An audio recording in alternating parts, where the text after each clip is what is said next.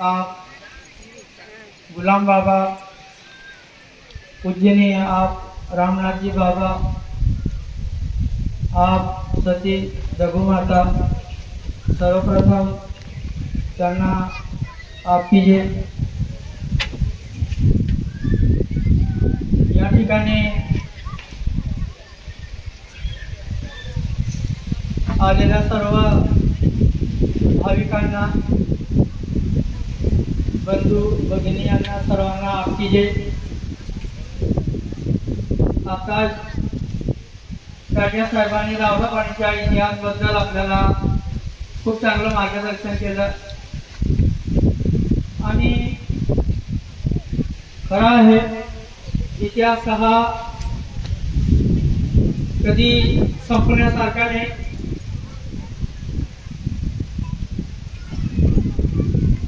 आपण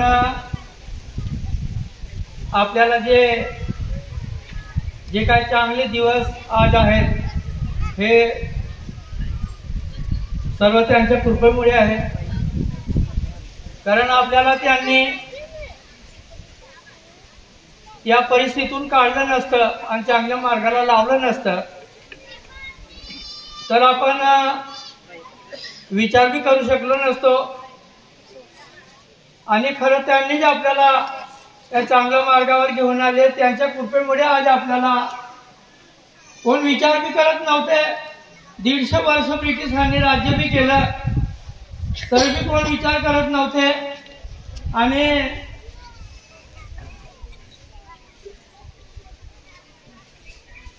हे जे आपल्याला आपण जो हे कार्य करतो, गुलाम बाबांनी आपल्याला जे मार्ग दाखवला त्या मार्गावर आपण जे बी काय चालतो हे त्यांनी दाखवलेल्या मार्गावरच आपण आज आपल्या ज्या परिस्थितीवर आहे, जे काय आपण विचार बी करतो इथे सर्व त्यांची कृपा आहे। आणि इसवी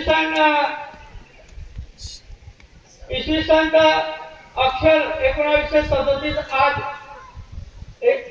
त्यावेळेस गुलाम बाबांनी आरतीची स्थापना भी केली आणि हा मूळ धर्म आपण एकमेकांना एकत्र करण्यासाठी गुलाम बाबांनी आपली जे बी काय त्यांनी आपल्याला चांगला मार्ग दाखवला हे सर्व त्यांच्या कृपेमुळे आज आपण या मार्गावर आहेत। गुलाम बाबा, रामदास बाबा, जगू माता यांनी एक आता त्यांच्या इतिहासाबद्दल तात्यासाहेब बोलले। या ठिकाणी गोळीबार झाला, गोळीबार झाल्यानंतर या ठिकाणी कितीतरी प्रेत या ठिकाणी पडलेली होती। हा खूप मोठा इतिहास या ठिकाणी आता तात्यासाहेबांनी आपल्याला सांगितलं। आपल्याला गुलाम बाबा आणि रामदास बाबा या समाजासाठी त्यांचं खूप मोठं समाजावर त्यांचं खूप मोठं घेणं आहे, खूप मोठी कृपा आहे त्यांची की त्यांनी आपल्याला जागृत केलं। त्यावेळेला तर ब्रिटिशांचं राज्य बी होतं आणि तिथून आपल्याला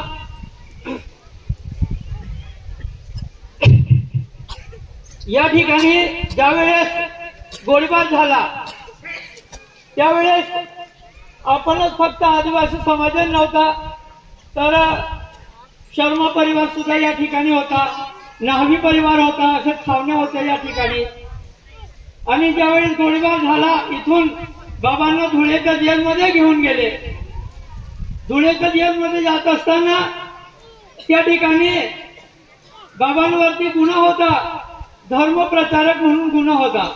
जेव्हा बाबांना कोर्टात उभं केलं आणि त्या कोर्टात विचारलं की बाबांवरती कोणत्या गुन्ह्यामुळे त्यांना हद्दपार केलं गेलं। 2 वर्षाची शिक्षा होती बाबांना, आपल्या सर्वांना माहिती आहे। तर त्यावेळेस कोर्टात तिथं सांगितलं की बाबा धर्म प्रचारक आहे, धर्माची प्रचार करत होते असं। आणि तेव्हा बाबांना तिथून जेलमधून निर्दोष सोडण्यात आलं। आणि तिथून आल्यानंतर सुद्धा ज्यावेळेस बाबा त्या ठिकाणी आले रंजनपूरला, त्यांनी आपलं काम सोडलं नाही। त्यांनी जेव्हा बी ब्रिटिश सरकारचं आपल्या सर्वांना कोणाला एकत्र येऊ देत नव्हता, आरतीला लाखो लोक येत होते आणि ब्रिटिश सरकारला ती भीती होती की आपल्या विरुद्ध हे बंड पुकारतील, आपल्याला या ठिकाणाहून आपल्याला या स्वातंत्र्य संग्रामामध्ये भाग घेतील असं त्यांना माहिती होतं। आणि म्हणून या ठिकाणी रंजनपूरला आरतीला आपल्या कोणाला समाजाला एकत्र येऊ देत नव्हतं। आणि म्हणून बाबांना नेहमी तिथून तडीपार करणे, कोर्टात जेलमध्ये ठेवणे असे नेहमी करत राहायचे ब्रिटिश सरकार। एकदा असं झालं, बाबांना तळोद्याला जेलमध्ये घेऊन गेले आणि त्या ठिकाणी बाबांना जेलमध्ये ठेवलं आणि जेलमध्ये ठेवल्यानंतर त्या कुलूप लावतात, ते कुलूप लावून दिलं आणि तो परत जात होते। पण बाबांच्या अशी दिव्य शक्ती होती, अशी बाबांकडे एक अशी ताकद होती की त्याच्यामुळे एवढं मोठं कार्य हे बाबा घेऊन आले होते। या सृष्टीवर अतिपाप झाल्यामुळे आज ईश्वराच त्याचा वीट आला आहे, म्हणून भूभार हलका करण्यासाठी हा गुलामने अवतार धारण केला आहे असं गुलाम बाबांचं वाक्य होतं। आणि रामदास बाबांना ज्या वेळेस ते जेलमध्ये ठेवण्यात आलं तेव्हा बाबांनी अशी दिव्य शक्ती होती त्यांच्याकडे बी, तर त्यांनी ते कुलूपकडे पाहिलं आणि ते कुलूप कसं काय उघडलं हे कोणाला समजलं नाही। त्यांनी त्याचे पोलीस वगैरे होते त्या ठिकाणी, पीआय वगैरे कोण असते, त्यांना सांगितलं अरे मला जेलमध्ये ठेवले तर तुमचे कुलूप तर नीट लावा असं। तर ते एकदम घाबरून गेले की असं कसं काय झालं, चावी तर आमच्याकडे लावली। अशी एक खूप मोठी कुदरती ताकद त्यांच्याकडे होती। आणि म्हणून ते जे कामासाठी हे अवतार येत असतात ते त्यांचे काम पूर्ण करत असतात। त्यांना आता 22 वर्ष रामदास बाबा हे कार्य केलं, 22 वर्षाचा इतिहास आहे त्यांचा। त्यांना गोळीबार काय खावा लागला, या जंगलातून त्यांना जंगलात फिरत असताना तडीपार जेव्हा होते, हद्दपार झाले होते, तेव्हा फिरत असताना त्यांना 8-8 दिवस कोणाला जेवण नाही, काय नाही, त्यांच्या बरोबर राहणारा खूप मोठा समाज सुद्धा बाबांकडे बरोबर राहायचा। पण बाबा त्यांना सांगत होते अरे जेवणाला काय करतात, तुम्ही हवावर तारून घेईल असे बाबा त्यांना सांगायचे। आता असा खूप मोठा एक भाग्यशाली समाज होता बाबांकडे। आणि खरं आहे जे अवतार येतो त्यांच्या बरोबर त्यांचे तसे लोक तसाच समाज सुद्धा सोबत घेऊन येत असतात। गुलाम बाबांच्या वेळेस सुद्धा तसाच समाज होता। गुलाम बाबांच्या वेळेस लाखोचा समाज, रामदास बाबांच्या वेळेस सुद्धा तो समाज रामदास बाबांना सुद्धा मिळाला।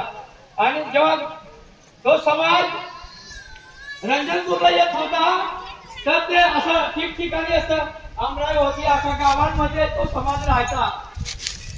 त्या शंकर विनायक ठकारे यांनी लिहून ठेवलेले की हा जो समाज आहे रंजनपूरला जो येणारा समाज हा आरतीसाठी रंजनपूरला यायचा आणि आरतीच्या माध्यमातून समाजाला बाबा एकत्र करत होते आणि चांगल्या मार्गाला बी सुद्धा लावत होते। आपल्याला त्यांनी जागृती केलं, ते हे सर्व गुलाम बाबा आणि रामदास बाबांनी जागृत केलं आणि रंजनपूरला हा खूप मोठा समाज येत होता।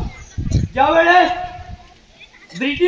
ब्रिटिशांनी हे जे काय गोळीबार वगैरे सर्व काय केलं आणि बाबांना तर एवढा मोठा समाजाला एकत्र येऊ देत नव्हते। आरतीला बंदी यायची नेहमी। इथून आपल्याला जरी इथून गोळीबार झाल्यानंतर घरी आले तरी सुद्धा बाबांना येरवड्याच्या जेलमध्ये ठेवण्यात आले आणि असं ते महापुरुष असे होते ते त्यांचं काम ते करत होते. ज्या वेळेस येरवड्याच्या जेलमध्ये बाबांना घेऊन गेले आणि येरवड्याच्या जेलमध्ये ठेवलं आणि त्यांना ज्या वेळेस सुट्टी व्हायची तिथून सुट्टी व्हायची त्यावेळेस आपलं जे माजी होत्या गुलाम बाबा रामदास बाबांच्या आता 64 पत्नी होत्या.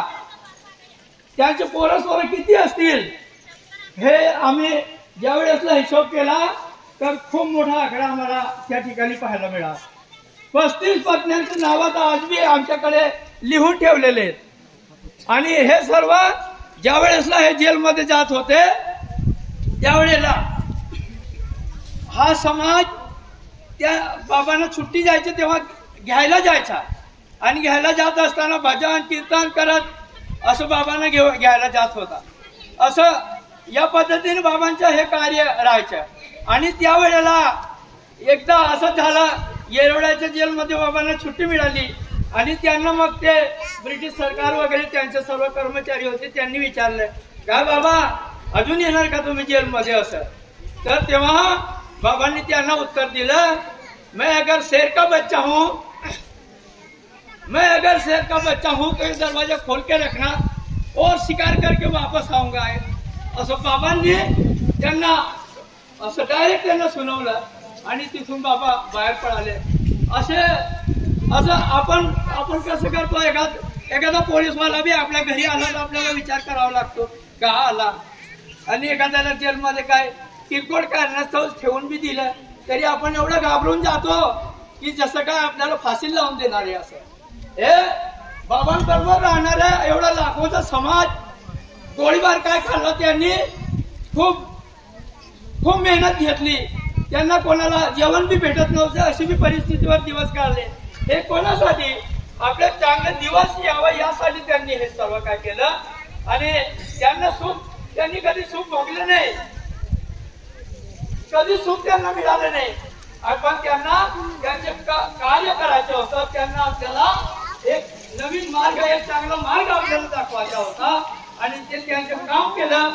ते आहे किंवा नाही आहे आपल्याला काही फरक पडत नाही काही वाटत नाही ते आहे की नाही आहे ते आपलं कार्य हे त्या जेव्हा पहिल्यापासून तर आतापर्यंत आज बी तसंच चालू आहे. त्यांच्या बरोबर यदि काय राहायचे यदि राहत होते जवेदादा सारखा माणूस बाबांबरोबर राहायचा. बाबा गेल्यानंतर सुद्धा जवेदादांना घेऊन गेले जेल 14 कोर्टामध्ये जेव्हा जवेदादांना घेऊन गेले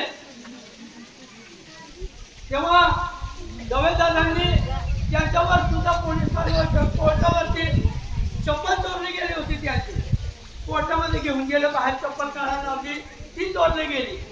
त्यांनी चप्पल चोर कोर्ट म्हणून तिथं केस दाखल केला होता. असे लोक बाबांबरोबर राहत होते. एकदम त्यांनी चप्पल चोर कोर्ट म्हणून त्या ठिकाणी कोर्टावरती केस दाखल केला. बाबा ज्यावेळेस होता त्यावेळेस त्या असे आपण कसं शेतीवाडी घरदार सांभाळून राहतो तसे त्यावेळेस नाही असायचे. त्यावेळेस हा सर्व समाज एवढा मोठा हजारोचा समाज लाखोचा समाज हा बाबांबरोबर राहायचा. त्यांना घरदार कशाचीच पडलेली नसायची. सर्व त्यांनी शेतीवाडी घरदार सर्व सोडून दिलेलं होतं आणि तो सर्व समाज बाबांबरोबर रंजनपूरला राहायचा. आणि ज्यावेळेसला बाबा असं प्रत्येक दौरे राहायचे बाबांचे. नवापूर दौरा कटस्थानकडे दौरा राहायचा. आपलं खूप ठिकठिकाणी असे दौरे राहायचे. नंदुरबार जिल्ह्यामध्ये मोर्चे राहायचे बाबांचे. त्या मोर्चामध्ये जायचे बाबा आणि त्या मोर्चामध्ये नंदुरबारला सुद्धा बाबा या आपलं उकाई धरण संदर्भामध्ये सुद्धा बाबा त्या ठिकाणी इथं गेले. नंदुरबारला तहसीलदारांना मोर्चा काढला होता बाबाची आणि त्या ठिकाणी याला विरोध केला होता उकाई धरण आज आपण बघतो कितीतरी आपल्या आदिवासी समाजाची जमीन जाणली गेली आहे. त्याला सर्वात मोठा विरोध होता तो फक्त रामदास बाबांचा विरोध होता. आणि याच्यासाठी बाबा मुंबईला सुद्धा गेले होते. मुंबईला काला घोडा करून एक ठिकाण आहे, त्या ठिकाणी सुद्धा मोर्चा बाबांनी काढला होता. त्या ठिकाणी एक मला वाटतं दैनिक मराठा करून एक संपादक तिथे केशवात्री करून होता असं सांगतात बाबा सांगतात. मला काय काय लोक माहिती देतात त्याच्यावरून सांगतो मी. त्या ठिकाणी सुद्धा केशवात्री करून त्या ठिकाणी पेपरात सुद्धा आलेलं होतं, पण आपण त्या ठिकाणी पोहोचलो नाही म्हणून. नाही तर बाबा सुद्धा मोर्चे घेऊन घ्यायचे यांच्या विरोधामध्ये. असं ते महाराज होते,